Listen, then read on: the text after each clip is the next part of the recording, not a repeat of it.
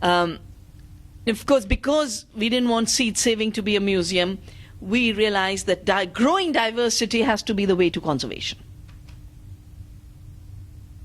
And so we made it part of production systems.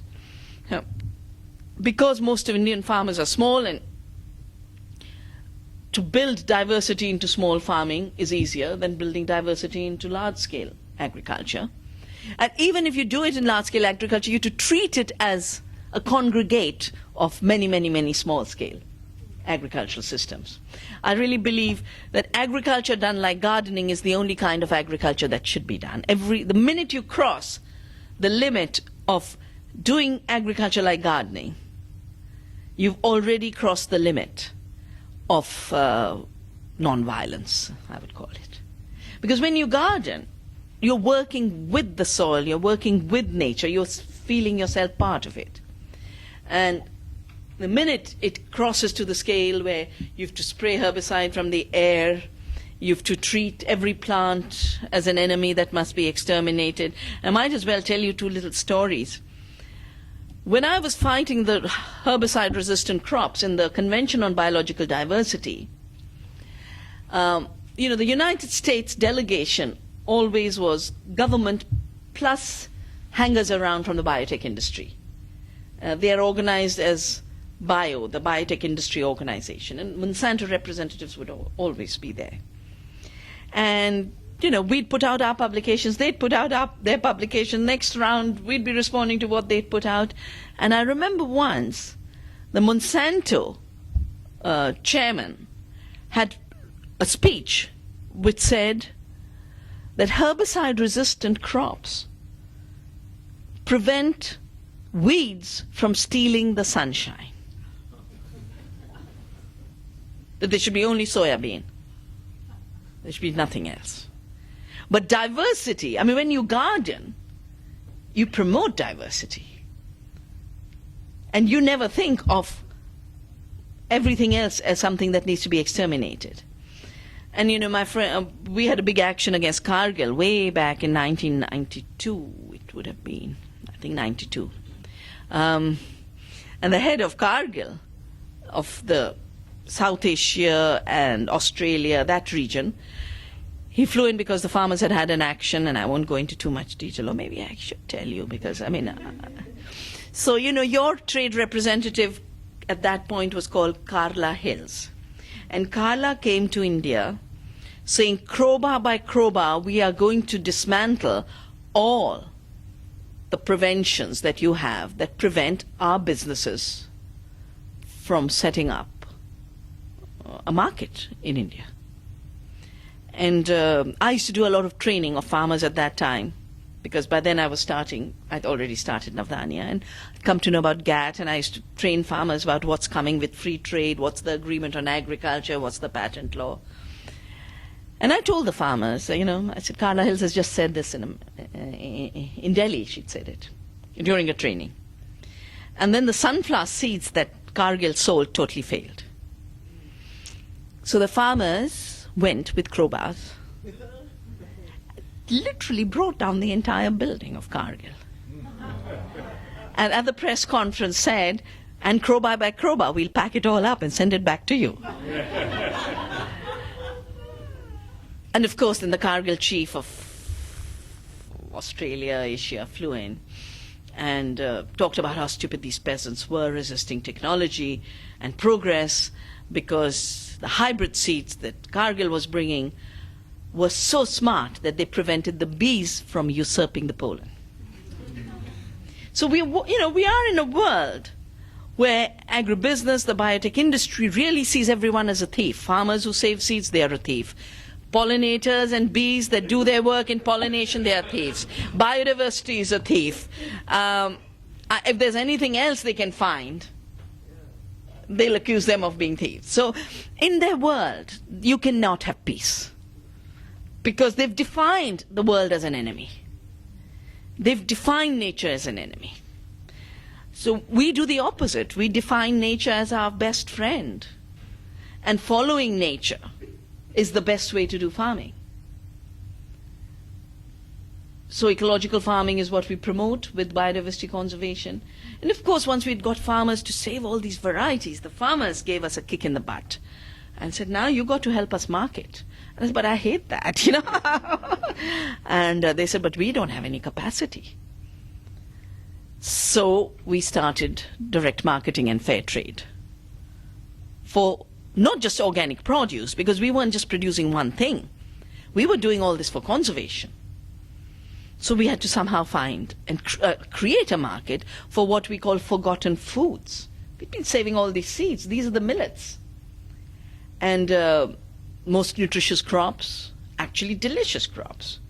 We make now cookies out of this millet called, it's called the finger millet because it looks like that. The plant head looks like that.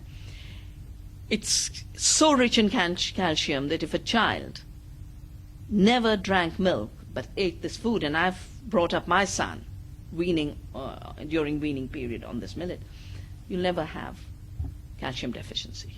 So rich in iron. And it's delicious. So we make cookies, we make bread, we make everything. Of course, we make our own chapatis, we make our dosas, we make our idlis, and we just brought the millets back through food festivals, through cooking classes. And in the cooking classes, we'd bring the peasants, because the peasants still knew what to do, to Delhi. As a result of which, we then opened organic cafes. And, you know, one step led to the next and the next and the next, exactly like for you. There's never an end. There's always the next thing to do. But it's not a burden, because one enjoys it and one sees the organic growth as enforcing everything, you know. So when we sell the millets, we are saving the seeds. And the areas where the millets go, the farmers who are treated as the names that have been created, inferior crops, backward farmers, marginal crops, and we call these the future foods. Because if we're growing these foods, we're using very little water. And it wouldn't be a bad idea to try some in Oregon. We are a very wet valley, and some of them do well. Some don't do at all well, but some do very, very well. I don't know, buckwheat doesn't do at all well in our valley because of too much water. But I've been told that at that dinner that buckwheat is doing extremely well out here. So it isn't just the amount of water, it's also the temperature, it's everything together. And I think we are at the point where we should not experiment with things that could become invasive species, but with everything else, really see where we can increase the base of our food. And of course, you are so fortunate. You've got so much diversity in this area. I think your area, I don't think there's so much diversity in any other part of the United States, growing such a range of crops. I mean, of course, some areas have been reduced in what diversity they had. But even if they build it back, they'd never have the range that you have. So you're very privileged to build on that base. As we are in the Himalaya, where, you know, that mountain system protects diversity or gives rise to diversity, because variation in climate and little microclimatic conditions is what gives rise to the ability of diversity to thrive. Now, we could have organized all this as one big pyramid, you know, but I hate control of any kind, either someone controlling me or me controlling something else. So we've organized Navdanya as a network. And in each region, there's autonomy and sovereignty. What we share are the principles, and what we share is interaction. So, for example, Orissa has an amazing rice culture. And our program there saves rice. And those rices can tolerate the drought when it comes. It can tolerate a flood. It can tolerate a cyclone. But there are few rices that make products that have a national appeal, like a particular rolled rice. I don't think you have any equivalent. And this rolled rice is like a ready-made breakfast cereal. You just add milk or add yogurt. It can be eaten at any time of the day. And it can be made into a nice salty snack. Now that particular rolled rice made with red rice of Orissa is so popular that that's the only thing that the Orissa farmers will send to Delhi. And the rest they'll consume locally. So through the dialogue we find out what in these regional autonomies are areas where something can go outside the local region. A debate that was very, very intense, local, regional, during the Food Justice Summit. And I don't think we should put these as contradictions. I think they're like layers of an onion. Yeah? That most food should be grown locally and consumed locally. But there'll be certain things you can supply and make the basis of a regional economy. And then there'll be certain things like you grow nuts, and it's fine that your nuts travel longer distance. It's fine. Your nuts, what nuts are to you, our spices are to us. It's fine for spices to travel longer distance. But why should food staples first and all foremost be globalized and then be homogenized so that you are reduced to 6, 7 commodities when we could be eating so much more in terms of the diversity of food nature's given us? And what I find very strange when I asked you to read that Economist article on the future of food, the two things, I mean, they admit many of the problems. They're not escaping it anymore. But then the solution is always do more of industrial farming. Spray more herbicides, you'll have more food. Now you have less food because some of what the herbicide is killing are greens that you could have eaten or that your cow could have eaten. Yeah? So actually, part of the huge problem is we're doing the wrong calculus. And you really are, you know, the kind of farms you're running, the kind of food systems you're building are the real productivity. Because they're using the productivity of nature, they're using the productivity and skills and intelligence of people, and they're not dumbing down people. I had a debate with, you know, Monsanto has its people it pays for PR debates, and I know them by now. I know Florence Wambugo will come from Africa. Someone else will come from Europe, and someone else will come from the US. And Florence Wambugo said, these seeds are, she was debating me because I was launching the GMO-free movement for Africa. And she was there for the biotech industry, and we had to have a debate. And she says, these seeds are so smart, the farmer has to stop thinking. The farmer doesn't have to think anymore. Everything comes in the seed, and the farmer just has to apply the instructions.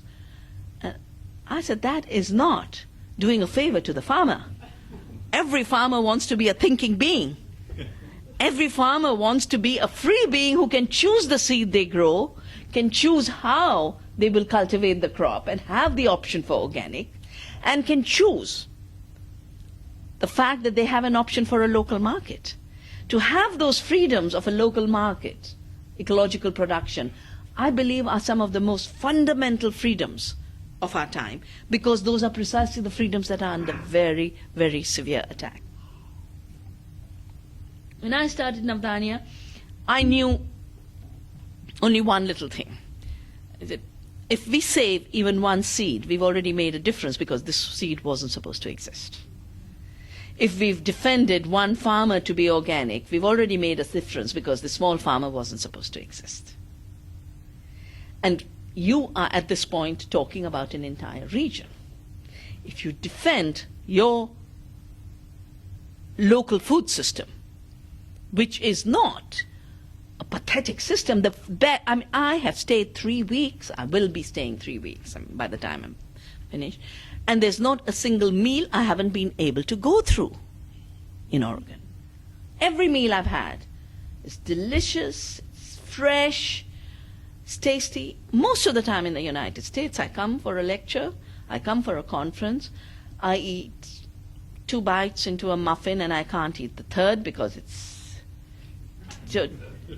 totally fabricated.